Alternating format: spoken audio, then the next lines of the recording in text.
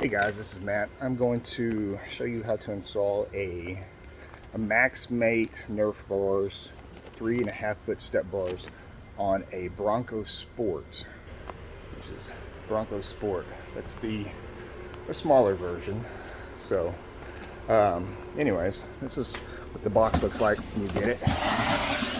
It's right here, and you get all the screws and stuff. Take them all out and separate them. Separate them and put them in little bunches like this. There's the brackets, stuff like that. So once you do that, the next step's going to be is you have to go in and pull these little plastic inserts out. So you have to pull 3 of those out. This is what they look like when they come out, but I'm getting ahead of myself. But what you have to do is you have to lay down the bar. It's going to connect right here, the bar, and you have to figure out where the holes are going to line up at. So on this one here, the holes they line up here. So that's how I did it. So I just checked in correspondence to where these tabs are. These tabs are the trim tabs that connect to your bottom trim here. So, right here. So once you have your holes located where your hardware is going to go, you have to get these little brackets in. Now I'm going to tell you these brackets are numbered. They're not fun at all. But if you read the instructions really carefully and have patience, then you can do this. What you're going to have to do is you're going to have to jack up the car.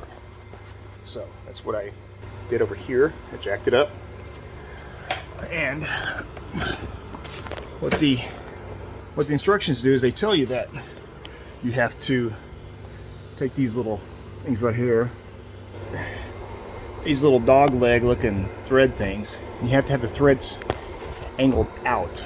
So you stick them up in this hole like this.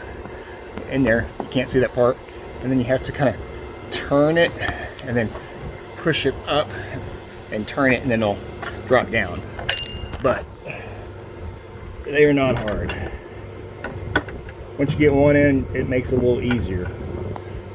The next step, after you get these 3 in here, and just note these tabs here, I accidentally, they pulled out whenever I was pulling this out. I thought I had to take this off.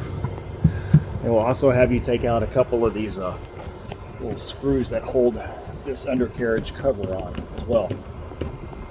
Next step is you have to take this little part here and put it down here. So this next step is where you take this bolt, looks like this, it's hanging from the bottom carriage of your car, and you're going to take all these washers out there, you're going to stick this clear looking spacer up on there, okay? And then after that, you're going to take this part right here and slide it through,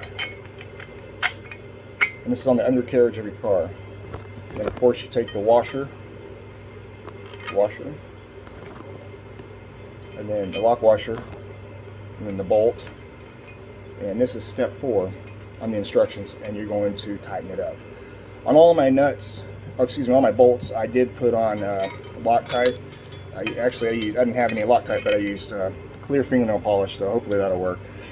So I'm gonna get this bolted up, and then I'll show you the pictures afterwards. So sorry for the poor quality of the camera video here. So I've never done this before, so I hope you enjoy it. All right, I've got a little tip here. Instead of trying to bolt this on while it's underneath the car, just go ahead and stick it in there together, and then that way whenever you go to mount it, you just kind of push up and then put this in the orientation it's supposed to be, and then tighten it up. That's the best thing I can advise to do. So hopefully that helps. Alright, so now I'm on to the next step, step 5, and I'll tell you what, these instructions are all over the place, just like my video is. So, please pardon me for the jumping around here. So now it's telling me to put the driver rear support bracket on, attach the support bracket to the spiral bolt, and mounting hex bolt, and the washers and the lock nut, and it's shown as in the figure. Well, if you look at the instructions here, you see that empty picture? There's nothing in that picture. I'm talking about this one right here, step 5. So anyways, I'm going to go ahead and have to put the spiral bolts on, because now it's telling me I have to have 2 right here. So I have to have one here, one here, and then another one right here.